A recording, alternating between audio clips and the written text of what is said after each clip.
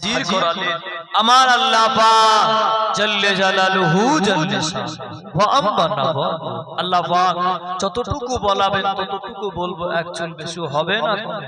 কোরআন শরীফ 6666 টা আয়াত, 114টি সূরা। আল্লাহ পাক এমন 38 টা অবতীর্ণ করলেন যেখানে বলা হয় আতিউল্লাহ ওয়া আতিউর রাসূল। এই ঈমান হলো তোমরা যারা ঈমান এনেছো আমি আল্লাহ আমার মান আমার হাবিবের মানা হয়ে যাবে। জোরে বলে অপর থেকে আল্লাহ ঘুরিয়ে বলেন আমি আল্লাহ আমার হাবিবকে মানো, আমি আল্লাহ আমারও মানা হয়ে যায়। জোরে বলে সেই কোরআন শরীফের ভিতরে আল্লাহ পাক সূরা বাকারা 2 নম্বর আয়াত 2 নম্বর সূরা 2 নম্বর আয়াত 2 নম্বর আল্লাহ বলেন যালিকাল কিতাবু লা রাইবা ফি।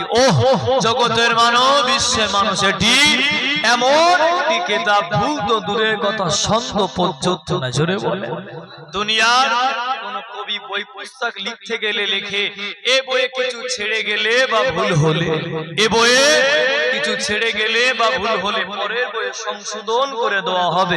নাউযুবিল্লাহ মিন যালিক। বলে আল্লাহ পাক কোরআন শরীফে কি এমন কথা বললেন এ কোরআনে ছাড়লে পরের কোরআনে বলা হলো ওই যে বললেন যালিকাল কিতাবু লা রাইবা ফি, আমার কিতাবে সন্দেহ নাই। মহব্বতে বলে সবাই মিলে তাকবীর দেন, নারায়ে তাকবীর। আপনার সিলসিলা মানুষ নাকি আমার চাওয়াজে বলে নারায়ে তাকবীর। দূর থেকে কথা বলে একসাথে বলেন সিলসিলা এ মুজাদ্দিদুজ জামান নারায়ে কাদেরি आस्ताना सलामत रहे मुस्तफा का घराना, सलामत रहे मुस्तफा का दीवाना, सलामत रहे मुस्तफा का घराना, सलामत रहे मुस्तफा का दीवाना, सलामत रहे। इतराते फातिमा पर उजागर निसा, इतराते फातिमा पर उजागर निसा, सैयदा तैयबा ताहिरा आबिदा साबिरा साजिदा मां सैयदा का घराना, सलामत रहे मुस्तफा का घराना, सलामत रहे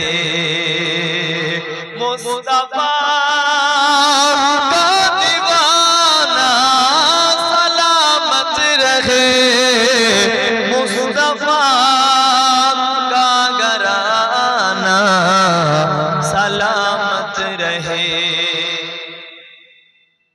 एक ईरान बोले मुझे कब्र में, एक ईरान बोले मुझे कब्र में, दर्दमंदों के सर पर हिसाया फिगन, दर्दमंदों के सर पर हिसाया फिगन, मुस्तफा का घराना, सलामत रहे मुस्तफा का घराना, सलामत रहे।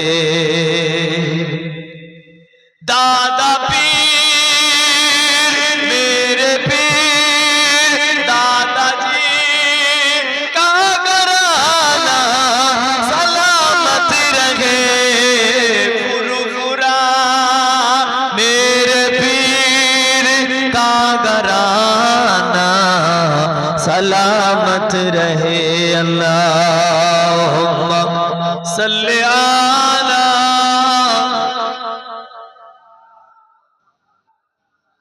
व अला आले सय्यदना।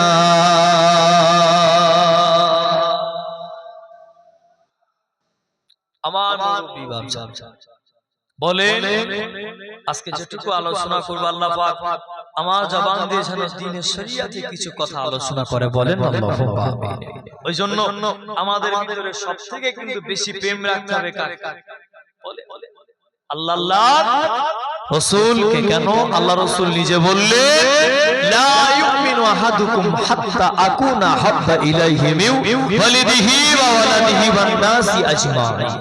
আমার রাসূল বললেন, যতক্ষণ না পর্যন্ত নিজের আত্মীয় স্বজন পাড়া প্রতি সবার ভালো না বাসতে পারলো, সে ততক্ষণ না পর্যন্ত কামিল মুমিন হতে পারে না, অর্থাৎ পরিপূর্ণ ঈমানদার হতে পারবে না। আমার নবীকে কে মহব্বত করেছে?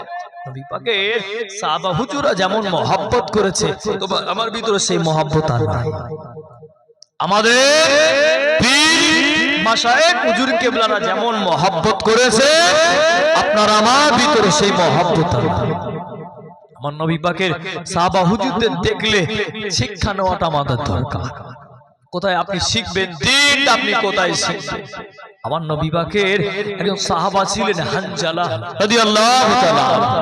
হুজুর আমার নবী ইসকে দেওয়ানা ছিল। উহুদের জমিনে যখন যুদ্ধ শুরু হয়ে গেল, উহুদ ময়দানে সবাই চলে গেলেন। বলে ঈমানদার কিন্তু চেনা যায় মসজিদে গিয়ে না।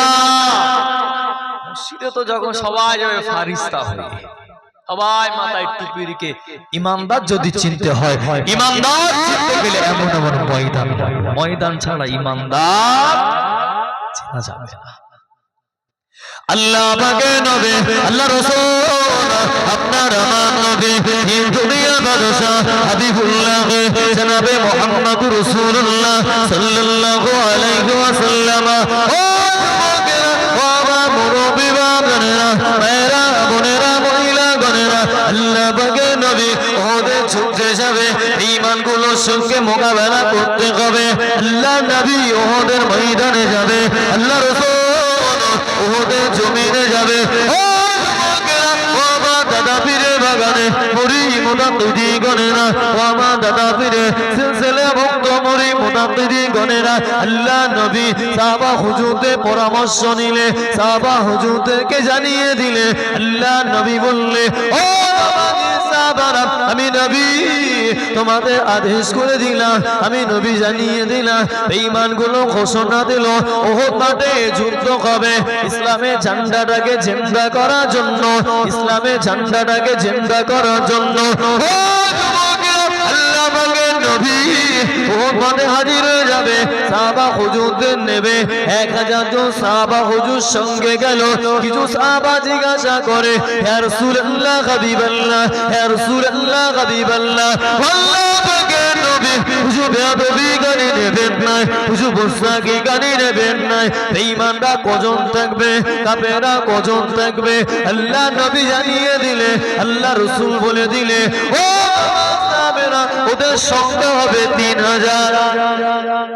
সাহাবারা ওদের সংখ্যা থাকবে 3000। আমাদের মাত্র 1000 থেকে 300 জন কেটে গেল। ওজন তারাও আমার নবী পিছনে পিছনে নামাজ পড়েছে, তারাও কাছে থাকতো, তারাও 5 ওয়াক্ত নামাজ পড়তো, তারাও নামাজ পড়ে পড়ে এখানে কালো হয়ে গেছে, পায়ের গোড়ালিটা পর্যন্ত ফুলে গিয়েছে। ঈমানদার কিভাবে চিনবে না? মসজিদে গেলে ঈমানদার চেনা যায় না। ঈমানদার তো চেনা যাবে একদম ফাঁকা ময়দানে, যখন আমার দ্বীন শরীয়তের জন্য যখন ডাকা হবে তখন চেনা যাবে।